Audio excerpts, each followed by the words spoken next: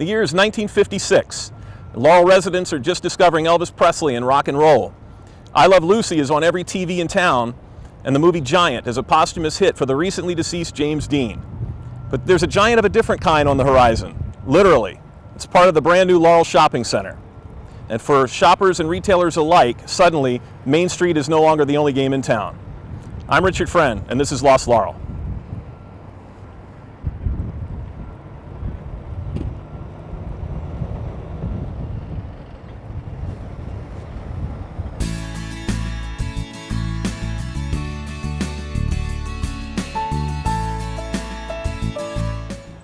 Since 1956, Laurel Shopping Center has been perhaps the one constant in an ever-changing town. Of course, plenty of stores have come and gone, but the center itself has been viable for nearly 60 years. In fact, it's in the process of another renaissance. But to really appreciate where it's going, you have to see where it's been. And it all started to take shape 58 years ago when three ambitious men had the idea to not only build a shopping center, but to effectively put Laurel, Maryland on the map. Melvin Berman was born in 1915 in the Florida Panhandle, and was just 17 years old when he hitchhiked to Baltimore to begin working for an uncle who owned a local dairy store. It was the height of the Great Depression. He quickly learned the business, and after partnering with a local distributor named Arthur Robinson in 1938, they bought the Olney Acres dairy plant on Route 216 in Skaggsville. Melvin's younger brother, Wolford, was soon brought in to join them, and a team of genuine visionaries was born. Their venture into real estate development began in 1954 with the Ingleside Shopping Center in Catonsville, which was originally planned as nothing more than an ice cream shop in a storefront they'd purchased.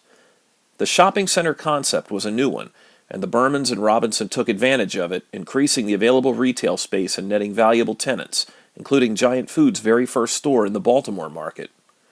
With its rapid expansion, the team quickly recognized the tremendous growth potential a shopping center would have in Laurel, exactly midway between Baltimore and Washington, D.C., and almost literally in their own backyard.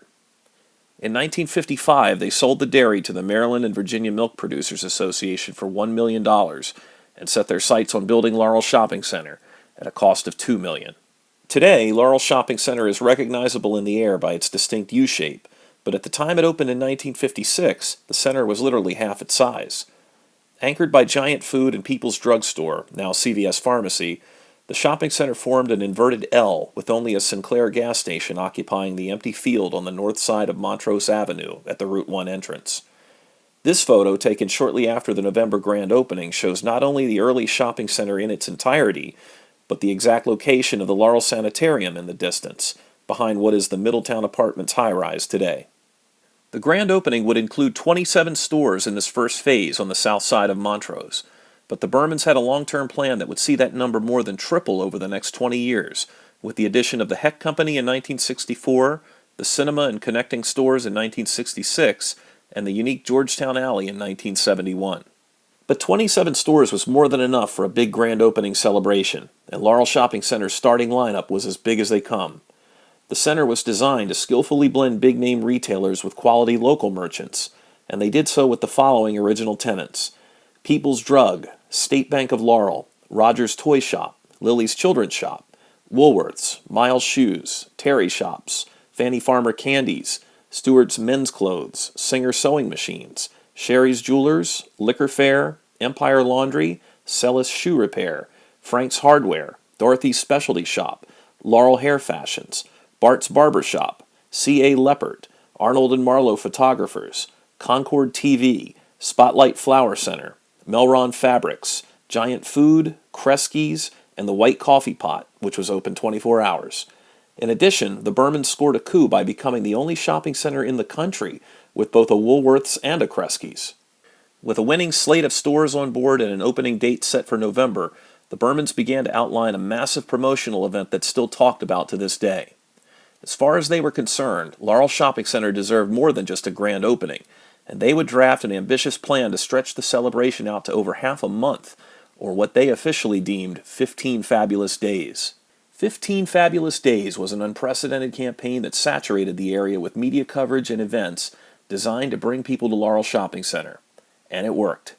A special private newspaper was printed and distributed to over 15,000 consumers in the market area on November 12th.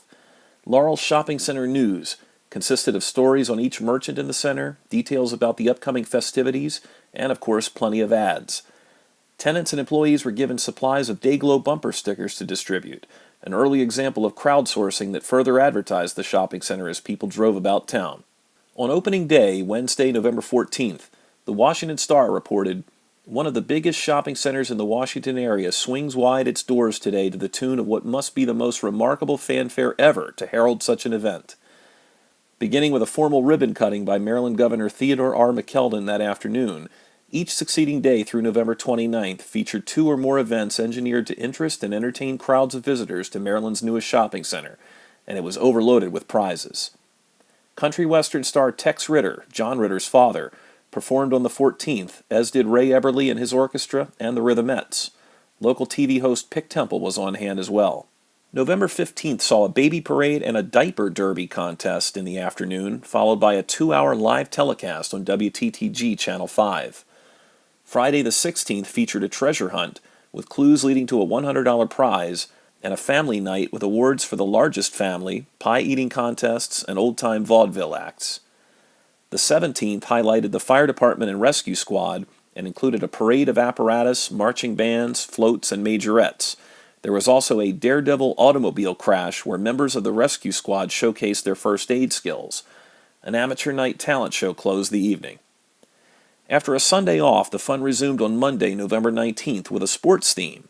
Baltimore Colts' Burt Rechichar and George Shaw and Washington Redskins' Eddie LeBaron and Sam Baker demonstrated their passing and kicking abilities, while local high school players competed for prizes.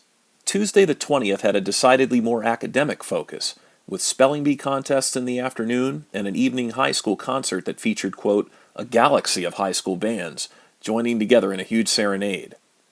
November 21st may have been the first and last time cows were on the property. A milking contest was the big attraction that day, with expert milkers competing for prizes.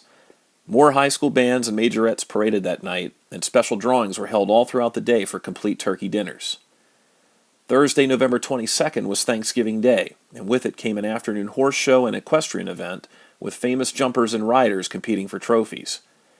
Friday the 23rd was Fort Meade Day, which included events designed to appeal to military personnel and their families. The weekend began with an aviation show, both in the air and on the ground, with helicopter rides and famous planes exhibited on Saturday the 24th. That evening, teenagers' dance music was billed, with Baltimore jazz great Rivers Chambers providing the soundtrack. There were jitterbug contests and more. A, quote, hot session for cool cats is how the program described it. Popular Washington, D.C. disc jockey Jack Rousey broadcast live from the shopping center. Once again, Sunday was a day of rest, but Monday the 26th featured a fashion show in the afternoon hosted by WRC TV fashion expert Inga Runvold, showcasing holiday and early spring fashions, many of them by internationally famous designers. That night was an auto show highlighting the old and the new on wheels, antique cars as well as cars of the future. Tuesday was all about handicrafts. A sewing contest was hosted by WRC commentator Patty Caven, and do-it-yourself craftsmen competed for valuable prizes. Nationally known manufacturers conducted instruction clinics and exhibits. On Wednesday the 28th, even the family pets were invited. A pet show gave awards for the most unusual, best trained, oldest, smallest, and more. That evening was the inevitable beauty contest, and Miss Baltimore, Miss Washington, and Miss Maryland were on hand offering advice to local beauties competing for the title of Prettiest Shopper. Because this was late November, the scantily clad contestants appeared on an unlikely stage in the display window of Frank's Hardware, while chilly spectators stood outside.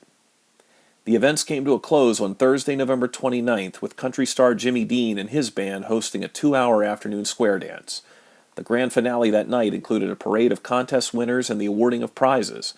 Jimmy Dean played another set, and from 8 to 10 p.m. was a, quote, monster fireworks display under supervision of the Laurel Volunteer Fire Department. When it was all said and done, the public had been treated to a fortnight of helicopter flights, kiddie rides, free shows by famous entertainers, and over $20,000 in prizes and cash awards. Needless to say, Laurel had never experienced anything like this before, and that was exactly the point. Throughout it all, a catchy jingle played over the PA system at the shopping center, as well as over radio airwaves and TV commercials. This empty record sleeve is all that remains of the original disc, but Berman Enterprises general partner Denny Berman, son of Melvin Berman, remembers the song verbatim. Strike up the band, come and join the big parade to the brand new Laurel Shopping Center. 15 fabulous days of the latest fall displays and exciting contests you can enter. There's a carnival for kiddies and helicopter rides, famous stars, big name bands, and a whole lot more besides. So join in the fun and we'll give 3 hip hoorays for the brand new Laurel Shopping Center. Boom, boom, boom, boom, boom, boom, boom, boom. Always had that. And as History Matters columnist Kevin Leonard explains, this was all just the start of many memorable promotions the shopping center would see over the next 3 decades. The Berman brothers and Arthur Robinson learned a lot with their success from 15 Fabulous Days. Although they never attempted another promotion on that grand scale, the basic elements were repeated many times over in the years to come. They loved old-fashioned, corny entertainment, things like barbershop quartets, animals, circuses, contests, and they particularly loved using helicopters in their promotion. Like latter-day P.T. Barnums, they loved to put on promotions that people were always talking about and would never forget. In the 1950s and 60s, Giant Food had a rule that they never participated in promotions that were sponsored by the shopping centers where they were located. But Izzy Cohen, the longtime CEO of Giant, once told Melvin Berman that the one exception was at Laurel Shopping Center, because in his words, they worked. Circuses were a common sight at the shopping center. Whether it was clowns enlisting local kids for a tug of war or elephants parading around the parking lot, it always drew a crowd. This is my favorite picture. It perfectly captures the innocence of the times. The sawhorses have cautioned elephants in case people couldn't tell, and the only thing between the elephants and the mothers with their children in strollers is string. Every year, the center sponsored old-fashioned days with many of the employees in the shopping center in appropriate costumes. During old-fashioned days, the shopping center held contests for both employees and shoppers, offered concerts, brass bands, and barbershop quartets, and ran a free trolley around the shopping center. One year, a covered wagon gave rides to kids. Antique cars were a part of old-fashioned days every year. They would include just about anything that evoked old-fashioned days. Some years, it seemed everybody in Laurel was in costume. Frances Fliss, whose family owned Melron Fabrics, remembers center employees buying fabric and patterns to make costumes. It was great fun, she recalled, and just about everybody took part. When the Laurel Cinema opened in 1966, Berman Enterprises marked the occasion with hot air balloon rides for the public. Hard to imagine them doing that today. In 1966, the shopping center had a double celebration with its 10-year anniversary and the opening of the Section 2 expansion, which doubled the size of the center. City officials were on hand to cut the ceremonial ribbon. The U-shaped shopping center now ran from People's Drug to the new Hex building. The new section included Suburban Music, Phillips Bourne, Webster Menswear, Tom McAn, and many more stores. A few years later, the very hip Georgetown Alley opened, catering to a young crowd with boutique stores such as Jean Jack. The advertisement called it Woodstock Comes to the Laurel Shopping Center. The news leader called Georgetown Alley Laurel's Swing to Youth. Instead of a stuffy ribbon cutting, the official opening featured 6 red-hot rock and roll bands and a teen fashion show. Just about any occasion called for a parade at Laurel Shopping Center. The parade for the nation's bicentennial celebration in 1976 had a huge crowd. Laurel High School was a regular presence at parades through the center, but many other area high schools also participated. Christmas parades were always long, elaborate affairs. Some years the parade route would include the neighborhoods surrounding the shopping center. Christmas was a huge promotional affair every year. Many years Santa Claus arrived at the shopping center via helicopter. The line stretched as far back as People's Drug to see Santa. An interesting anecdote is in 1969, Sammy Ross, playing one of Santa's elves at the center, was hired on the spot by the owner of the new Delaney's Irish Pizza Pub. Ross went on to play the Irish pub's resident leprechaun, Johnny O'Pal, for the next 27 years. Every year, the center celebrated its own birthday. For its second year, a display of 33 birthday cakes was created, 1 cake for each store. In 1975, its anniversary was an occasion for an air show, complete with biplanes and parachute jumpers. Cartoon characters were frequent guests at the center. There were also comic strip costume contests with kids. There were contests for everything. What kid didn't want to win a Wyatt Earp double gun and holster set from Kresge's? One of the more unusual ones was the beard growing contest with $2,400 in prizes. This is the wildest promotion they ever did, and it also reflects the innocence of the times. 3,000 ping pong balls were dropped from a helicopter hovering over the crowd in the shopping center's parking lot. Only a few of the ping pong balls had a prize written on them. The ad for the promotion shows the helicopter pilot shooting the balls from a gun down onto the crowd under the headline, "Helicopter Prize Bombs Laurel Shopping Center." Another promotion you'd never see today. When Berman Enterprises opened the enclosed Laurel Center Mall in 1979, they held a mini version of the 15 Fabulous Days. The celebration ran for 10 days in 1979, but this time was largely concerts and dance exhibitions with a few contests and marching bands thrown in. Each day had an ethnic theme, such as Italian Day, Hispanic Day, German Day, etc.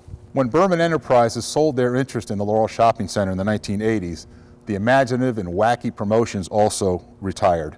Laurel hasn't seen anything like it since. One of the original 27 tenants who participated in the 15 Fabulous Days was Bart's Barbershop, and other than Giant Food, they're the only ones still open for business today. Fittingly, one of only 2 remaining gyro gliders in the Berman collection, from the thousands dropped by airplanes and helicopters in the days leading up to the 1956 grand opening, includes a coupon for 4 free haircuts at Bart's. I showed this to Bart Jr. and sat down for a nostalgic haircut. My father? I'll see.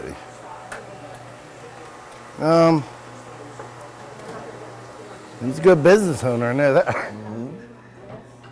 Good businessman. He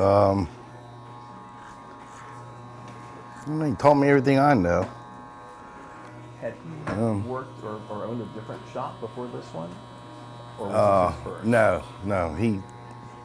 He came from D.C., opened this up in 1956 here with the Bermans. And this is the only shop he had. But he always told me that his shop didn't start getting busy till like the 60s when people started moving into Laurel. Because Laurel was like a ghost town. And people didn't start moving in till like the 60s, you know? Did he ever say if there were other options, like when he decided to be one of the first tenants here in 1956? Did it take convincing, or was he eager, he knew all along that this is where he wanted to be? Well, he knew he wouldn't be here, but he didn't know if he was going to make it or not.